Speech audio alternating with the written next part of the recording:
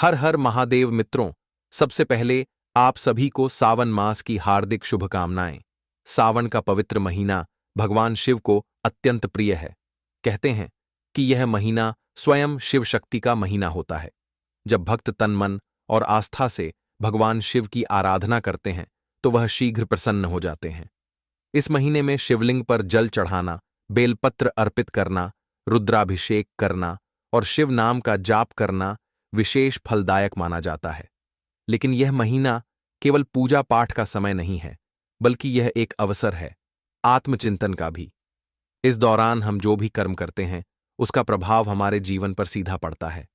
हम कई बार अज्ञानतावश कुछ ऐसे कार्य कर बैठते हैं जो शिवजी को अप्रसन्न कर देते हैं, और तब शुरू होती है समस्याओं की एक श्रृंखला। कभी स्वास्थ्य में गिरावट आने लगती है, कभी आर्थिक स्थिति डगमगाने लगती है, तो कभी पारिवारिक अशांति और तनाव का वातावरण बन जाता है। कई लोग यह समझ ही नहीं पाते कि आखिर इतने पूजा पाठ के बावजूद भी जीवन में दुख क्यों बना हुआ है। तो इसका कारण कहीं न कहीं वह छोटी छोटी गलतियां होती हैं जो अनजाने में हम सावन के दौरान कर जाते हैं। जब हम शास्त्रों और पुराणों में झांकते हैं तो पाते हैं कि भगवान शिव अत्यंत भोले हैं, लेकिन उन्हें कुछ बातें बिल्कुल पसंद नहीं होती, विशेष रूप से तब जब उनका प्रिय माह सावन चल रहा हो। ऐसे समय में यदि हमसे कोई अपराध हो जाए तो वह तुरंत फल देने लगता है। हमारे जीवन में जो भी अड़चनें आती हैं उनका मूल कारण यही बन जाता है। इसलिए आज हम आपको उन बातों की ओर संकेत करने जा रहे हैं जिन्हें यदि समय रहते समझ लिया जाए और सावधानी बरती जाए तो जीवन में सुख, शांति और उन्नति सुनिश्चित हो जाती है। सावन के महीने में सिर्फ उपवास करने से काम नहीं चलता, सही आचरण और सच्ची भावना भी आवश्यक है, वरना पूजा के सारे पुण्य निष्फल हो सकते हैं। बहुत सारे लोग बाहरी आडंबर में तो लगे रहते हैं, लेकिन भीतर की भावनाओं में अशुद्ध रखते हैं। यही सबसे बड़ी भूल है। इसीलिए आज हम आपको बताने जा रहे हैं कि सावन के पवित्र मास में ऐसी कौन सी बातें हैं जो शिव पूजा के दौरान भूलकर भी नहीं करनी चाहिए, क्योंकि ये गलतियां इतनी घातक हो सकती हैं कि जीवन भर का सुख चैन छीन सकती हैं। और अगर इनसे बच लिया जाए तो शिव जी की कृपा सदा आपके ऊपर बनी रहेगी। मित्रों, आप सभी को अब हम बताने जा रहे हैं उन 5 बड़ी गलतियों के बारे में जिन्हें सावन के पवित्र महीने में भूलकर भी नहीं करना चाहिए। लेकिन उससे पहले मित्रों, अगर आप सभी हमारे चैनल पर पहली बार आए हैं तो कृपया हमारे चैनल को अब भी सब्सक्राइब कर लीजिए, क्योंकि हम आपके लिए लाते रहते हैं वास्तुशास्त्र, दिव्य शास्त्र और जीवन से जुड़ी उन सभी समस्याओं का समाधान जो आपको परेशान कर रही होती हैं। और विशेष रूप से सावन के इस पावन अवसर पर हम हर दिन नई नई जानकारी लेकर आते रहेंगे, जिससे आप भगवान शिव की कृपा को अपने जीवन में अनुभव कर सकें। तो चलिए मित्रों, आपका अधिक समय नष्ट न करते हुए अब हम आपको बताते हैं पहली गलती जो सावन के महीने में भूल कर भी नहीं करनी चाहिए। मित्रों, जब सावन का पवित्र महीना आता है तो भक्तों के मन में भगवान शिव की भक्ति की भावना बहुत प्रबल हो जाती है। भक्त मंदिरों में जाकर शिवलिंग पर जल चढ़ाते हैं, बेलपत्र अर्पित करते हैं और अनेक प्रकार के पूजन अनुष्ठान करते हैं। कई लोग यह सोचते हैं कि अगर मंदिर जाकर पूजा करने की जगह अपने घर पर ही शिवलिंग स्थापित कर लें और वहीं रोज पूजन करें तो समय की भी बचत होगी और घर में ही शिव कृपा प्राप्त हो जाएगी।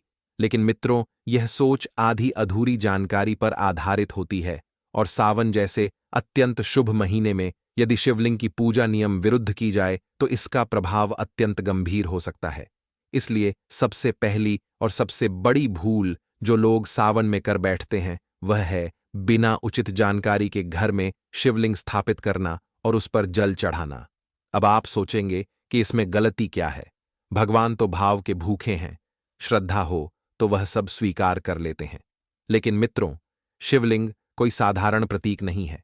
यह ब्रह्मांड की सबसे शक्तिशाली ऊर्जाओं में से एक का केंद्र है।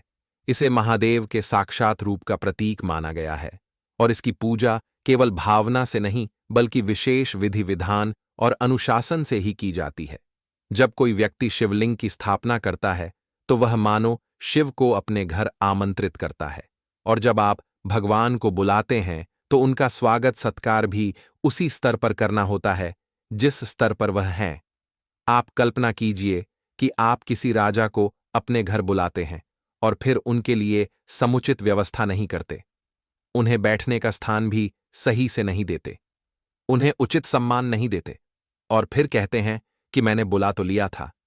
अब राजा का काम है कि वह समझे कि मेरा भाव सच्चा है। क्या ऐसा संभव है? नहीं। इसी तरह शिवलिंग की स्थापना करने का अर्थ है कि आपने भगवान शिव को अपने घर में विराजमान कर लिया है।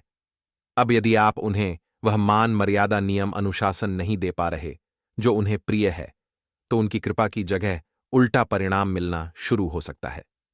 शिवलिंग की स्थापना शास्त्रों के अनुसार तभी की जानी चाहिए जब व्यक्ति पूर्ण रूप से उसकी सेवा और पूजन कर सके।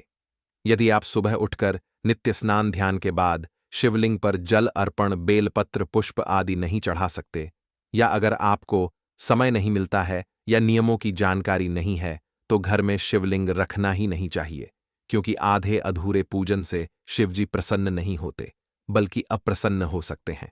कई लोग तो ऐसे भी होते हैं जो किसी मेले या दुकान से छोटा सा शिवलिंग लाकर अपने मंदिर में रख देते हैं और उसे केवल सजावट की वस्तु समझकर छोड़ देते हैं। ना तो उस पर जल चढ़ाते हैं, ना पूजा करते हैं और ना ही उसे स्नान कराते हैं।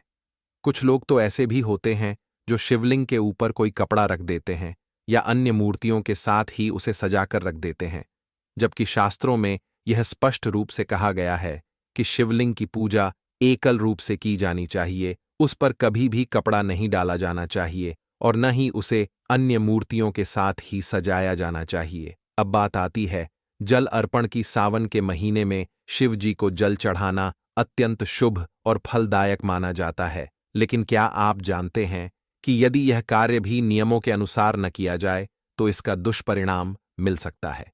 सबसे पहले यह समझ लीजिए कि शिवलिंग पर जल चढ़ाते समय उस जल को लगातार गिरते हुए प्रवाह में अर्पित करना चाहिए, रुक रुक कर नहीं। शिव पुराण में स्पष्ट कहा गया है कि टपकते हुए जल को शिवलिंग पर अर्पित करना वर्जित है, इसलिए कभी भी ऐसा पात्र न रखें जिससे बूंद बूंद करके पानी गिरे। कुछ लोग रात्रि में जल भरकर रखते हैं और सोचते हैं कि यह सुबह तक टपकता रहेगा और पुण्य मिलेगा, जबकि यह पूर्णतः गलत है। दूसरा नियम यह है कि जल में गंधित वस्तुएं जैसे इत्र, फूलों का रंग, दूध या कोई अन्य मिश्रण न हो। केवल स्वच्छ जल ही शिवलिंग पर चढ़ाना चाहिए। तीसरा नियम यह है कि जल अर्पण करने के बाद शिवलिंग को पोंछना नहीं चाहिए। शिव जी पर अर्पित जल को जमीन पर स्वतः प्रवाहित होने देना चाहिए।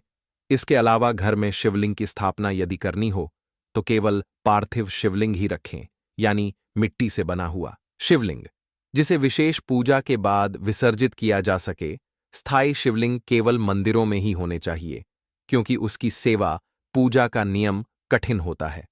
बहुत से लोग यही गलती करते हैं कि एक पत्थर का स्थायी शिवलिंग खरीदकर घर के मंदिर में रख लेते हैं और कुछ दिन पूजा करने के बाद उसे भूल जाते हैं, और तब वह शिवलिंग न तो सेवा पाता है न सम्मान, और तब वह दोष देना प्रारंभ कर सकता है। ऐसे ही एक प्रसंग में एक व्यक्ति ने बाजार से नर्मदेश्वर शिवलिंग खरीदा और घर में स्थापित कर दिया। शुरू के कुछ दिनों तक उसने नियम से पूजा की, फिर समय की कमी और अनजानियों की वजह से उसने पूजा बंद कर दी। कुछ समय बाद उसके घर में क्लेश शुरू हो गया, व्यापार में हानि आने लगी, पत्नी बीमार रहने लगी और मानसिक अशांति का वातावरण बन गया। जब उसने किसी विद्वान से संपर्क किया तो पता चला कि जिस शिवलिंग को उसने स्थापित किया था उसकी सेवा नहीं हो पा रही थी और यही समस्या का कारण था। फिर उस शिवलिंग को विधिवत विसर्जन करवाकर उस व्यक्ति ने शांति पाई। मित्रों, शिवजी को भोलेनाथ कहा गया है क्योंकि वह भाव से जल्दी प्रसन्न हो जाते हैं, लेकिन यह भाव शुद्ध और नियमपूर्वक होना चाहिए। कोई भी पूजा तभी फलदायक होती है जब वह विधिपूर्वक और श्रद्धा से की जाए। अज्ञानता में की गई पूजा पुण्य की जगह पाप भी दे सकती है। इसीलिए सबसे पहले यह समझ लें कि अगर आपके पास समय, सुविधा और नियमों की जानकारी नहीं है तो घर में शिवलिंग स्थापित करने से बचें। मंदिर जाकर ही जल चढ़ाएं, बेलपत्र अर्पित करें, शिव नाम का जाप करें, वही आपके लिए सबसे अच्छा रहेगा। और अगर आप घर में शिवलिंग रखना ही चाहते हैं तो पहले किसी विद्वान ब्राह्मण से उसकी विधिपूर्वक स्थापना कराएं और फिर नित्य उसका पूजन करें। ध्यान रखें कि सावन के महीने में शिव की पूजा बहुत ही शक्तिशाली होती है, इसलिए सावधानी भी उतनी ही जरूरी होती है। इसलिए मित्रों, यह पहली गलती सबसे सामान्य भी है और सबसे गंभीर भी। लोग इसे भावना का विषय मानकर अनदेखा कर देते हैं, लेकिन इसका प्रभाव पूरे जीवन को प्रभावित कर सकता है। इसलिए यदि आप चाहते हैं कि सावन में भगवान शिव की कृपा प्राप्त हो, तो घर में शिवलिंग की स्थापना और जल अर्पण जैसे कार्य केवल पूरी जानकारी, नियम, श्रद्धा और समय के साथ ही करें। अन्यथा यह पुण्य की जगह आपके जीवन में परेशानियों का कारण बन सकता है। भगवान शिव के पूजन में नियम सबसे महत्वपूर्ण है, क्योंकि वह त्रिदेवों में भी सबसे सरल और सबसे गूढ़ हैं, और उनकी उपासना एक विशेष प्रकार के अनुशासन की मांग करती है। तो मित्रों, यह थी सावन महीने की पहली बड़ी गलती, जिसे यदि आपने समय रहते समझ लिया तो निश्चित रूप से आपके जीवन में शुभता बनी रहेगी और भोलेनाथ की कृपा से कभी कोई कष्ट नहीं रहेगा। मित्रों, अब हम आपको दूसरी गलती के बारे में बताने जा रहे हैं। यह गलती बहुत सामान्य है, लेकिन उतनी ही घातक भी है जितनी कि पहली, क्योंकि यह व्यक्ति के भीतर की पवित्रता को नष्ट कर देती है और भगवान शिव की कृपा को दूर कर देती है। आपने बहुत बार देखा होगा कि सावन का महीना आते ही लोग व्रत, उपवास और पूजन पाठ में लग जाते हैं। मंदिरों में भीड़ लगती है, हर कोई जल अर्पण करता है, बेलपत्र चढ़ाता है, रुद्राभिषेक कराता है, लेकिन जब वही व्यक्ति घर आता है या समाज में व्यवहार करता है तो उसकी वाणी में क्रोध दिखता है, उसके शब्दों में अपमान होता है, वह दूसरों से रूखेपन से बात करता है, परिवार के लोगों को झिड़क देता है। मित्रों, यह जो व्यवहार है वही दूसरी सबसे बड़ी गलती है, जो बहुत से लोग सावन के पावन माह में कर बैठते हैं और समझ नहीं पाते कि क्यों उनकी पूजा स्वीकार नहीं हो रही, क्यों घर में शांति नहीं है, क्यों आर्थिक तंगी बनी हुई है, क्यों मानसिक तनाव बढ़ता जा रहा है। इसका कारण केवल यह है कि व्यक्ति ने भले ही पूजा बाहरी रूप से की हो, लेकिन आंतरिक रूप से वह अपनी वाणी को संयमित नहीं कर पाया और क्रोध, कटु वचन और अपशब्दों का त्याग नहीं कर पाया। शिवजी को केवल जल, दूध, बेलपत्र से प्रसन्न नहीं किया जा सकता, उन्हें सबसे अधिक प्रिय है व्यक्ति का संयमित व्यवहार और मधुर वाणी। वह स्वयं करुणा के सागर हैं, वह सरलता के प्रतीक हैं, वह क्षमा के देवता हैं। लेकिन जब हम उनकी पूजा करते हुए भी अपने शब्दों से किसी को दुख देते हैं, तो हम अनजाने में ही उनका अपमान कर रहे होते हैं। शास्त्रों में स्पष्ट कहा गया है कि यदि व्यक्ति वाणी पर नियंत्रण नहीं रखता तो उसका किया हुआ कोई भी पूजन सफल नहीं होता। सावन का महीना तप और तपस्या का महीना है, और तप केवल उपवास करने से नहीं होता, बल्कि तब होता है जब व्यक्ति अपनी इंद्रियों पर नियंत्रण रखता है, और सबसे कठिन नियंत्रण होता है वाणी पर। बहुत से लोग दिन भर व्रत रखकर शाम को परिवार वालों पर चिल्लाते हैं, किसी बात पर तुनक जाते हैं या क्रोध में आकर कठोर शब्द बोल देते हैं। कुछ लोग अपने अधीनस्थों से या गरीबों से बुरा व्यवहार करते हैं और सोचते हैं कि मैंने तो पूजा कर ली, लेकिन पूजा का उद्देश्य ही तब समाप्त हो जाता है जब उसमें शुद्ध वाणी और विनम्रता शामिल न हो। बहुत बार ऐसा देखा गया है कि जो लोग सबसे ऊंचे स्वर में शिव चालीसा का पाठ करते हैं, वही दूसरों के साथ सबसे ज्यादा कटुता से बोलते हैं। मित्रों, शिव भक्ति केवल पाठ करने से नहीं होती, वह हमारे आचरण और व्यवहार से झलकती है। एक बार की बात है, एक गांव में एक साधक था जो हर साल सावन में बहुत कठिन व्रत करता था और पूरा महीना मंदिर में रहकर भगवान शिव की सेवा करता था। लेकिन उसकी एक आदत बहुत बुरी थी कि वह दूसरों से बहुत कठोरता से बात करता था, छोटे बच्चों को डांटता था, बुजुर्गों को अनदेखा करता था और मंदिर में आने वाले साधारण लोगों से तिरस्कारपूर्ण व्यवहार करता था। वह सोचता था कि मैं तो भगवान का बड़ा भक्त हूं, बाकी सब तुच्छ हैं। जब सावन पूरा हुआ और उसने अंतिम रुद्राभिषेक किया, तो उसने भगवान शिव से एक संकेत मांगा कि उसकी भक्ति स्वीकार हुई है या नहीं। उसी रात उसे स्वप्न आया जिसमें भगवान शिव ने उसे कहा कि तूने व्रत तो किए, पर मेरा रूप तो हर जीव में है। तूने मेरी सेवा करते हुए मेरे ही अन्य रूपों को अपमानित किया है, और इसलिए तेरे सारे व्रत निष्फल हो गए। और तब वह साधक रो पड़ा और उसने दूसरे ही दिन सबके चरण स्पर्श किए और माफी मांगी।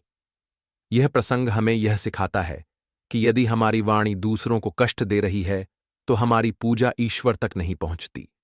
सावन में बहुत सारे लोग सोशल मीडिया पर शिव भक्ति की तस्वीरें और मंत्र पोस्ट करते हैं, लेकिन उन्हीं पोस्ट के नीचे दूसरों की आलोचना भी करते हैं।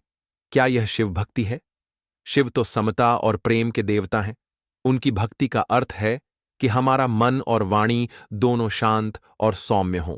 आज के युग में यह और भी आवश्यक हो गया है, क्योंकि जहां शब्द ही सबसे बड़ी शक्ति बन चुके हैं, वहीं शब्द ही सबसे बड़ा शस्त्र भी बन गए हैं।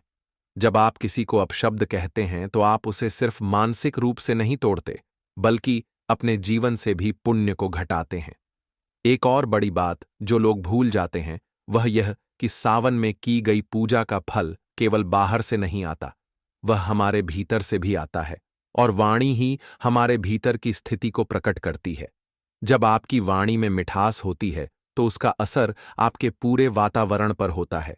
आपके घर में शांति बनी रहती है, आपके रिश्ते मजबूत होते हैं, और सबसे महत्वपूर्ण बात यह कि शिव स्वयं आपके समीप आ जाते हैं, क्योंकि वह उसी स्थान को पसंद करते हैं जहां शांति हो, जहां किसी को किसी के शब्दों से दुख न हो। इसलिए यदि आप चाहते हैं कि सावन के महीने में आपकी पूजा का फल तुरंत मिले, तो सबसे पहले अपनी वाणी को सुधारिए। बोलने से पहले सोचिए कि क्या यह शब्द किसी को ठेस पहुंचा सकता है? क्या यह भाषा मेरे तप को कम कर सकती है? क्या मेरे शब्दों से कोई आहत होगा? यदि आपको लगता है कि आपकी आदत में कटुता आ चुकी है, तो सावन ही वह समय है जब आप इस पर नियंत्रण शुरू कर सकते हैं। आप यह संकल्प लीजिए कि आज से पूरे सावन मैं किसी को अपशब्द नहीं कहूंगा। चाहे कोई भी परिस्थिति हो, मैं अपनी भाषा को मधुर बनाए रखूंगा और किसी को भी अपने शब्दों से चोट नहीं पहुंचाऊंगा। आप देखेंगे कि केवल इस एक बदलाव से आपके जीवन में कैसे शिव जी की कृपा उतरने लगेगी। जो काम वर्षों में नहीं हो पाता, वह आपके साथ कुछ ही दिनों में घटित होगा, क्योंकि शिव को रुद्र भी कहा गया है, लेकिन वे स्वयं रुद्र बनकर हमारे भीतर के दोषों को दूर करने आते हैं, और वह पहला दोष हमारी वाणी का ही होता है। तो मित्रों, यह थी सावन की दूसरी सबसे बड़ी गलती। अगर आप इससे बच गए और अपनी वाणी को संयमित रख पाए, तो यकीन मानिए, आपके जीवन में कोई अभाव नहीं रहेगा। आपका मन शांत रहेगा, आपके रिश्ते मजबूत होंगे, और शिव जी स्वयं आपके जीवन की नाव को पार लगाने के लिए आशीर्वाद स्वरूप आपके साथ चलेंगे। मित्रों, अब हम आपको तीसरी गलती के बारे में बताने जा रहे हैं। सावन का महीना जब आता है तो शिव भक्तों में एक नई ऊर्जा, एक नई श्रद्धा और एक नया संकल्प जन्म लेता है। सभी लोग भगवान शिव को प्रसन्न करने के लिए व्रत रखते हैं, जलाभिषेक करते हैं, रुद्राष्टक का पाठ करते हैं, शिव मंदिरों में घंटों खड़े होकर जल चढ़ाते हैं और भगवान शिव के दरबार में नतमस्तक होते हैं। यह समय केवल भक्ति का नहीं, आत्म परीक्षा का भी होता है, क्योंकि सावन में की गई पूजा पाठ, तप और साधना का प्रभाव पूरे वर्ष आपके जीवन को प्रभावित करता है। लेकिन यदि इसी शुभ अवसर पर कुछ गलतियां हो जाएं, तो उनके परिणाम भी उतने ही बड़े और गंभीर हो सकते हैं। जैसे अब तक आप जान चुके हैं कि घर में शिवलिंग की स्थापना से जुड़ी लापरवाही और वाणी पर संयम न रखना किस प्रकार हमारे जीवन में संकट ला सकता है। ठीक उसी तरह अब हम जिस तीसरी गलती की बात करने जा रहे हैं, वह भी बहुत आम है और लोग उसे अक्सर सामान्य समझकर अनदेखा कर देते हैं। लेकिन उसका परिणाम धीरे धीरे व्यक्ति के जीवन में ऐसा असर डालता है कि पूजा पाठ के बाद भी सुख शांति नहीं मिलती। धन दौलत आते आते रुक जाती है और परिवार में एक अजीब सा मनमुटाव और दूरी बनी रहती है। यह तीसरी गलती है, सावन के महीने में शुद्ध और सात्विक आहार का पालन न करना और मांस मदिरा जैसे तामसिक चीजों का सेवन करना। मित्रों, शिव भक्त को सबसे पहले यह समझना चाहिए कि भगवान शिव केवल किसी विशेष विधि से ही प्रसन्न नहीं होते। वह भक्ति के साथ साथ आहार विहार और व्यवहार को भी देखते हैं। कई लोग सावन के महीने में उपवास तो करते हैं, परंतु उनके खानपान में सात्विकता नहीं होती। वह व्रत के नाम पर बाजार के तले भुने पदार्थ खाते हैं, पकौड़ियां, चिप्स, नमकीन, कोल्ड ड्रिंक और बाहर का मिलावटी खाना लेकर बैठ जाते हैं और यह सोचते हैं कि व्रत तो है, इसलिए मांसाहार और मदिरा से दूर हैं। लेकिन वह भूल जाते हैं कि शिव भक्ति का मूल तत्व है आत्मसंयम। जब आप व्रत रखते हैं तो वह केवल पेट से नहीं, मन से भी होना चाहिए। अगर आप व्रत कर रहे हैं और आपके विचार और आहार दोनों सात्विक नहीं हैं, तो वह व्रत केवल दिखावा रह जाता है। बहुत से लोग सावन के महीने में भी गुपचुप तरीके से मांसाहार करते हैं या नशे की लत नहीं छोड़ पाते। यह सोचकर कि शिवजी तो स्वयं भांग धतूरा ग्रहण करते हैं, वह इतने सरल और उदार हैं कि उन्हें क्या फर्क पड़ता है। लेकिन यह सोच अधूरी है, क्योंकि शिव भांग धतूरा को भी औषधि और साधना के रूप में ग्रहण करते हैं, न कि आसक्ति के रूप में। जबकि आज का व्यक्ति इन्हीं चीजों का उपयोग केवल तृप्ति और नशे के लिए करता है। ऐसे में वह शिव के मार्ग पर नहीं, बल्कि राक्षसी प्रवृत्तियों के मार्ग पर चल रहा होता है। शास्त्रों में स्पष्ट लिखा है कि सावन के महीने में यदि कोई व्यक्ति नशा करता है, शराब या मांस का सेवन करता है या उस वातावरण में रहता है जहां यह सब होता है, तो उसकी सारी भक्ति व्यर्थ हो जाती है। उसका शरीर तो शिव मंदिर में होता है, लेकिन आत्मा तामसिकता में डूबी होती है। एक प्रसंग आता है कि एक राजा जो शिव भक्त था, वह सावन में हर दिन पूजा करता था, लेकिन रात को दावतों में मांसाहार करता था। उसे लगता था कि वह तो राजा है और पूजा कर ही रहा है, इसीलिए मांस भक्षण कोई पाप नहीं। लेकिन कुछ वर्षों बाद उसका राज्य कष्टों से घिर गया। अकाल पड़ा, संतान को रोग हो गया, और अंत में राजा को किसी तपस्वी ने बताया कि तेरी सारी शिव पूजा इसलिए निष्फल हो गई क्योंकि तूने भक्ति में आहार की पवित्रता को नहीं समझा। शिव केवल हाथ जोड़ने से प्रसन्न नहीं होते, वह जीवन की पवित्रता से प्रसन्न होते हैं। आहार का शुद्ध होना ही शरीर और मन की पवित्रता का आधार होता है। मित्रों, जब आप मांसाहार करते हैं तो आपके शरीर में तामसिक ऊर्जा प्रवेश करती है, जो आपके मन को चंचल बनाती है, क्रोध बढ़ाती है, बेचैनी लाती है, और यही अशुद्धता धीरे धीरे आपके ध्यान और पूजा में विघ्न डालने लगती है।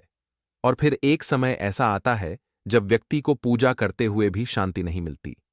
ऐसा लगता है जैसे पूजा में मन नहीं लग रहा, ध्यान नहीं टिक रहा।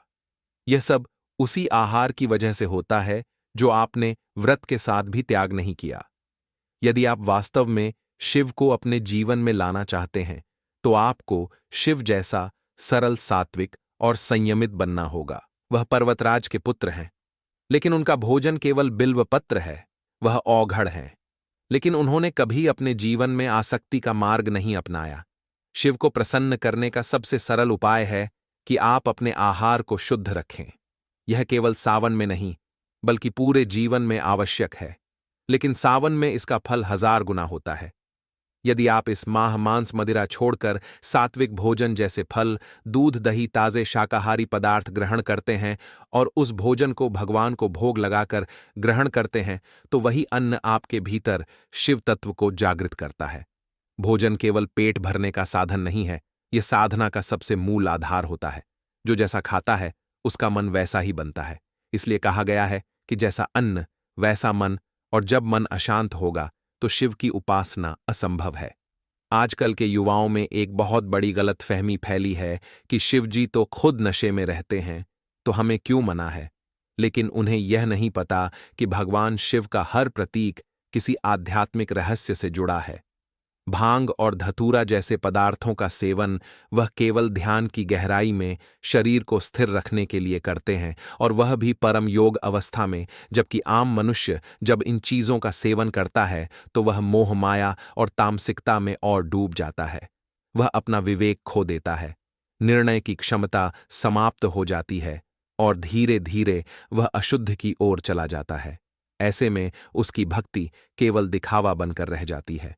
तो मित्रों, यदि आप सावन में भगवान शिव को प्रसन्न करना चाहते हैं, तो सबसे पहले अपने आहार को शुद्ध कीजिए, तामसिक चीजों का त्याग कीजिए और सात्विकता को जीवन में अपनाइए।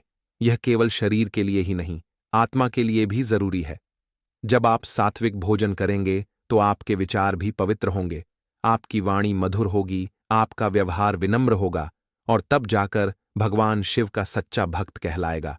याद रखिए, शिव केवल दूध, जल और बेलपत्र से नहीं प्रसन्न होते। वह आपकी तपस्या, संयम और जीवन की सात्विकता को देखकर आपको आशीर्वाद देते हैं, और वह आशीर्वाद तब स्थायी होता है जब आपकी नीयत और आहार दोनों शुद्ध हों। तो मित्रों, यह थी सावन की तीसरी सबसे बड़ी गलती। यदि आप इससे बच गए और अपने भोजन व्यवहार को सात्विक बना लिया, तो शिव जी की कृपा सदा आपके जीवन में बनी रहेगी और किसी भी प्रकार की बीमारी, दरिद्रता या मानसिक क्लेश कभी भी आपके आसपास नहीं आएगा। मित्रों, अब हम आपको सावन की चौथी गलती के बारे में बताने जा रहे हैं। मित्रों, अब तक आपने जाना कि शिव जी को प्रसन्न करने के लिए पूजा पाठ के साथ साथ संयम और सात्विक जीवन शैली कितनी आवश्यक होती है। आपने यह भी जाना कि शिव जी केवल हमारे बाहरी कर्मों को नहीं देखते, बल्कि हमारे मन, विचार, वाणी, आहार और व्यवहार सब पर उनकी दृष्टि होती है। अब हम आपको बताने जा रहे हैं सावन महीने की चौथी सबसे बड़ी गलती, जिसे यदि कोई व्यक्ति करता है तो चाहे वह कितना भी बड़ा व्रतधारी क्यों न हो, उसका जीवन अशांति से भर सकता है और उसे शिव जी की कृपा नहीं बल्कि जीवन में रुकावटें और क्लेश मिल सकते हैं। यह चौथी गलती है सावन में महिलाओं या कन्याओं का अपमान करना, उनका तिरस्कार करना और उन्हें नीचा दिखाना। मित्रों, यह बात हम सब जानते हैं कि भगवान शिव केवल भोलेनाथ ही नहीं हैं, बल्कि अर्धनारीश्वर भी हैं, यानी वह पुरुष और स्त्री ऊर्जा दोनों का संतुलन है।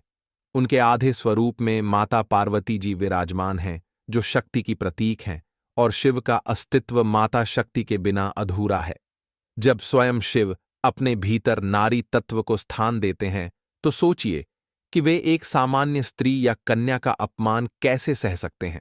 लेकिन दुख की बात यह है कि आज भी बहुत से लोग सावन में मंदिर जाते हैं, पूजा करते हैं, व्रत रखते हैं, लेकिन घर आकर या समाज में स्त्रियों का अपमान करते हैं, उन्हें तुच्छ समझते हैं, उनके कार्यों की आलोचना करते हैं या उन पर कटाक्ष करते हैं। कुछ लोग अपनी पत्नी को अपमानित करते हैं, घर की कन्याओं को ताने देते हैं, बहुओं से रूखा व्यवहार करते हैं और माँ बहनों की बातों को महत्व नहीं देते। बहुत से लोग तो ऐसे होते हैं जो सावन के महीने में उपवास रखकर भी घर की स्त्रियों को किचन में काम करते हुए गालियां देते हैं या उनके आत्मसम्मान को ठेस पहुंचाते हैं। उन्हें यह समझ ही नहीं होता कि शिव की सच्ची भक्ति वहीं से शुरू होती है, जहां आप नारी को सम्मान देते हैं, क्योंकि जिस घर में नारी का अपमान होता है वहां लक्ष्मी का वास नहीं होता, और जहां लक्ष्मी नहीं वहां शिव भी नहीं आते। एक बार की बात है, एक साधु शिव भक्त रोज सुबह उठकर स्नान करके शिव मंदिर जाता था और बड़े नियम से पूजा करता था। वह पूर्ण व्रतधारी था, लेकिन घर लौटते ही वह अपनी पत्नी से कठोर शब्दों में बात करता, उसे तुच्छ समझता और कभी उसका आदर नहीं करता। एक दिन उसके घर में आर्थिक संकट शुरू हो गया, उसकी दुकान बंद हो गई और परिवार में रोज कलह रहने लगा। तब वह एक संत के पास गया और अपने दुखों का कारण पूछा। संत ने उससे पूछा, क्या तुम घर की स्त्री का सम्मान करते हो? वह बोला, नहीं, वह तो बस घर के काम करती है, उस पर ध्यान क्यों देना? संत मुस्कुराए और बोले, जिस स्त्री को तुम तुच्छ समझते हो वही तो तुम्हारी गृह लक्ष्मी है, और उसी का सम्मान करने से शिव और पार्वती प्रसन्न होते हैं। तुम शिव की पूजा करते हो, लेकिन पार्वती का अपमान करते हो। कैसे तुम्हारी पूजा सफल हो सकती है? जब तक तुम नारी का सम्मान नहीं करोगे, तब तक शिव का कोई भी मंत्र तुम्हारे जीवन में फल नहीं देगा। मित्रों, यह केवल एक कथा नहीं, बल्कि एक गहरा सत्य है। शिवजी केवल उन घरों में वास करते हैं जहां नारी को देवी का स्थान दिया जाता है, जो व्यक्ति मां का आदर करता है, पत्नी की भावना को समझता है, कन्याओं को देवी स्वरूप मानता है और घर की स्त्रियों को आत्मसम्मान देता है। उसी पर शिव और शक्ति दोनों की कृपा बरसती है। लेकिन जो सावन में व्रत तो रखता है, लेकिन स्त्रियों के प्रति अपने मन में तिरस्कार और अहंकार रखता है, वह चाहे जितना भी पूजन करे, उसे उसका फल नहीं मिलता। बहुत से लोग यह सोचते हैं कि पूजा पाठ करना पुरुषों का कार्य है और स्त्रियां केवल घर के काम करने के लिए होती हैं, लेकिन वह भूल जाते हैं कि आदिशक्ति माता पार्वती स्वयं भगवान शिव की शक्ति है। उन्होंने शिव को तप से प्राप्त किया और आज भी वह हर स्त्री के भीतर उसी देवी तत्व के रूप में विद्यमान है। जब आप किसी स्त्री का अपमान करते हैं तो आप देवी का अपमान करते हैं, और जब आप कन्या का तिरस्कार करते हैं तो आप लक्ष्मी और दुर्गा दोनों को अपने जीवन से दूर करते हैं। सावन के महीने में विशेष रूप से यह ध्यान रखना आवश्यक है, क्योंकि इस मास में शिव और शक्ति दोनों की पूजा की जाती है, और यदि आप केवल शिव को मानते हैं लेकिन शक्ति को नहीं, तो आपकी पूजा अधूरी मानी जाती है। मित्रों, बहुत सारे लोग यह भी सोचते हैं कि स्त्रियां केवल पूजा में साथ देने के लिए होती हैं। लेकिन जब कोई स्त्री पूरे घर को संभालती है, परिवार की चिंता करती है, पति बच्चों की सेवा करती है और फिर भी अपमानित होती है, तो वह न केवल स्वयं आहत होती है, बल्कि उस घर का सौभाग्य भी धीरे धीरे समाप्त होने लगता है। शिव जी को सबसे प्रिय है वह भक्त जो सब में ईश्वर का दर्शन करता है, स्त्रियों में भी माता का रूप देखता है, कन्याओं को देवी का स्वरूप मानता है और कभी किसी स्त्री को अपनी वाणी या कर्म से कष्ट नहीं देता। आज की पीढ़ी को यह विशेष रूप से समझने की आवश्यकता है कि स्त्रियों को बराबर का सम्मान मिलना चाहिए। किसी को केवल इसलिए अपमानित नहीं किया जा सकता कि वह स्त्री है। सावन का महीना आत्मशुद्धि और आत्मसुधार का महीना है और इसमें स्त्रियों के प्रति दृष्टिकोण को बदलना सबसे पहला और आवश्यक कार्य है। अगर कोई व्यक्ति सावन में सच्चे मन से व्रत रखता है तो उसे यह भी व्रत लेना चाहिए कि वह अपनी वाणी से कभी किसी स्त्री का अपमान नहीं करेगा, चाहे वह मां हो, बहन हो, पत्नी हो, बेटी हो या घर की नौकरानी क्यों न हो। जब आप अपनी सोच में यह बदलाव लाते हैं तभी शिवजी की कृपा स्थायी रूप से आपके जीवन में बनी रहती है। तो मित्रों, यह थी सावन की चौथी सबसे बड़ी गलती जिसे आज बहुत से लोग सामान्य समझकर अनदेखा कर देते हैं, लेकिन इसका प्रभाव बहुत गहरा और गंभीर होता है। यदि आप इस गलती से बचे और स्त्रियों को वह सम्मान दिया जो वास्तव में उनका अधिकार है, तो न केवल आपके घर में सुख शांति बनी रहेगी, बल्कि भगवान शिव और माता पार्वती दोनों की कृपा सदा आपके जीवन में बनी रहेगी और आपका परिवार हर संकट से सुरक्षित रहेगा। मित्रों, अब हम आपको सावन की 5वीं और अंतिम गलती के बारे में बताने जा रहे हैं। मित्रों, अब तक आपने बहुत गहराई से जाना कि सावन के पवित्र महीने में किन किन बातों का ध्यान रखना चाहिए ताकि भगवान शिव की कृपा आपके जीवन में बनी रहे और कोई भी संकट आपके पास न आए। आपने यह भी समझा कि शिव केवल उन भक्तों से प्रसन्न होते हैं जो आचरण, विचार, वाणी, व्यवहार और भोजन में शुद्धता रखते हैं। अब हम आपको जो 5वीं और अंतिम गलती बताने जा रहे हैं वह इतनी सामान्य है कि कई बार हम इसे गलती मानते ही नहीं हैं, लेकिन इसका असर इतना गंभीर होता है कि इंसान चाहे जितना भी प्रयास कर ले, उसके जीवन से समस्याएं दूर नहीं होती। यह 5वीं गलती है सावन में दूसरों की भक्ति साधना का उपहास उड़ाना, उनकी निंदा करना और जलन करना। मित्रों, यह गलती बहुत सूक्ष्म होती है लेकिन सबसे ज्यादा हानिकारक होती है। आपने कई बार देखा होगा कि कुछ लोग मंदिर में पूजा करते समय दूसरे श्रद्धालुओं की पूजा शैली का मजाक उड़ाते हैं। जैसे कोई भक्त बहुत भक्तिभाव से नाच रहा है तो लोग उसे पागल कह देते हैं। कोई शिव मंत्रों का उच्चारण कर रहा हो तो लोग हंसी में उड़ा देते हैं। कोई घंटों तक शिव ध्यान में बैठा हो तो लोग ताने मारते हैं कि इतना भी क्या कर रहा है, क्या भगवान यहीं मिलेंगे। ये जो प्रवृत्ति है यही है 5वीं और अंतिम सबसे विनाशकारी गलती। शिव भक्त का हृदय विशाल होना चाहिए। शिव स्वयं औघड़ हैं, भोले हैं, निष्पक्ष हैं। वह किसी के दिखावे पर नहीं बल्कि उसकी भावना पर ध्यान देते हैं। लेकिन जब हम किसी की भावना का उपहास उड़ाते हैं तब हम केवल उस व्यक्ति का नहीं अपितु स्वयं शिव की भक्ति का अपमान कर रहे होते हैं, क्योंकि हमें यह अधिकार नहीं कि हम यह तय करें कि कौन कैसे पूजा करे, किसे कितना भक्ति करनी चाहिए और कौन सच्चा भक्त है और कौन दिखावा कर रहा है। शिव पुराण में एक प्रसंग आता है कि एक बार एक गरीब ब्राह्मण ने सावन में शिव मंदिर जाकर टूटे हुए बेलपत्र चढ़ाए थे और खुद फटे कपड़ों में हाथ जोड़कर घंटों मंत्र जप करता रहा। मंदिर में कुछ धनवान लोग खड़े थे जो रुद्राभिषेक करवा रहे थे और उन्होंने उस गरीब ब्राह्मण का मजाक उड़ाया कि इसके पास न वस्त्र हैं न ढंग का बेलपत्र, ये क्या शिव को प्रसन्न करेगा।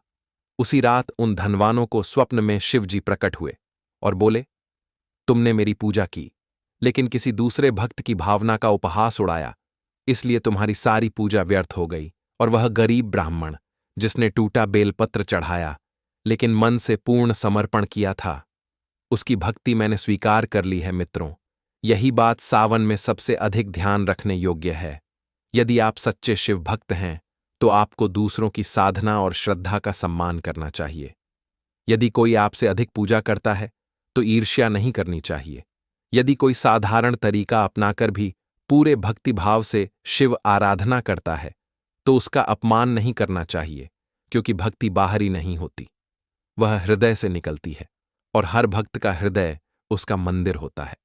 बहुत बार ऐसा होता है कि कोई व्यक्ति खुद मंदिर नहीं जा पाता, लेकिन वह घर में शिव चालीसा पढ़ता है, शिव स्तुति करता है, पर लोग ताने मारते हैं कि मंदिर नहीं जा पा रहे हो, तो भक्ति कैसी?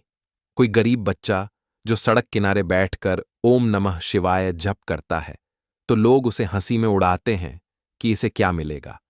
लेकिन हम ये भूल जाते हैं कि जिस क्षण हम किसी की भक्ति का मजाक उड़ाते हैं, उसी क्षण हम अपने पुण्य का क्षय कर बैठते हैं। सावन का महीना केवल अपने लिए पूजा करने का समय नहीं है, बल्कि दूसरों की श्रद्धा को भी सम्मान देने का समय है। आप भले ही कितना ही बड़ा व्रत कर लें, लेकिन अगर आपने किसी की भक्ति पर प्रश्न चिन्ह लगा दिया या मजाक बनाया, तो वह पुण्य नहीं पाप बन जाता है। और शिव जी ऐसे पापियों को कभी क्षमा नहीं करते। आज के समय में सोशल मीडिया पर यह गलती सबसे ज्यादा हो रही है। लोग अपने व्रत की फोटो डालते हैं और दूसरे की फोटो पर कमेंट कर देते हैं कि दिखावा है, नौटंकी है, या फिर कोई अलग परंपरा में पूजा कर रहा हो तो उसे गलत ठहरा देते हैं। मित्रों, ये वही मानसिकता है जो आपके पुण्य को धीरे धीरे खा जाती है। भक्ति कभी तुलना नहीं होती, भक्ति कभी प्रतियोगिता नहीं होती, और भक्ति का सबसे पहला नियम यही है कि आप दूसरों की श्रद्धा का आदर करें। शिव जी को प्रसन्न करने के लिए आपको केवल शिव मंत्र नहीं, बल्कि शिव भाव भी चाहिए, और शिव भाव का अर्थ है उदारता, सहनशीलता और समता। यदि कोई भक्त कम साधनों में भी भक्ति कर रहा है, तो उसका मजाक मत उड़ाइए। यदि कोई महिला या वृद्ध अपने तरीके से पूजा कर रहे हैं, तो उन्हें मत टोकिए कि यह तरीका सही नहीं है। हर व्यक्ति की भक्ति का तरीका उसका निजी संबंध होता है। भगवान से आप केवल अपने कार्य को शुद्ध और भावपूर्ण रखें, किसी और की आस्था में बाधा न डालें।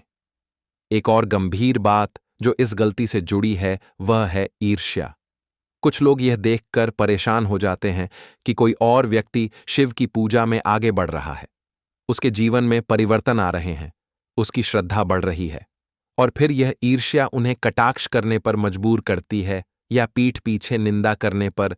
ऐसे लोग सावधान हो जाएं, क्योंकि शिव जी ऐसे हृदय को कभी स्वीकार नहीं करते जहां भक्ति के स्थान पर ईर्ष्या पल रही हो। मित्रों, सावन का महीना आपको शिव जैसा बनाने का अवसर देता है। शिव का अर्थ ही है कल्याण। शिव अपने अंदर कभी किसी के प्रति द्वेष नहीं रखते।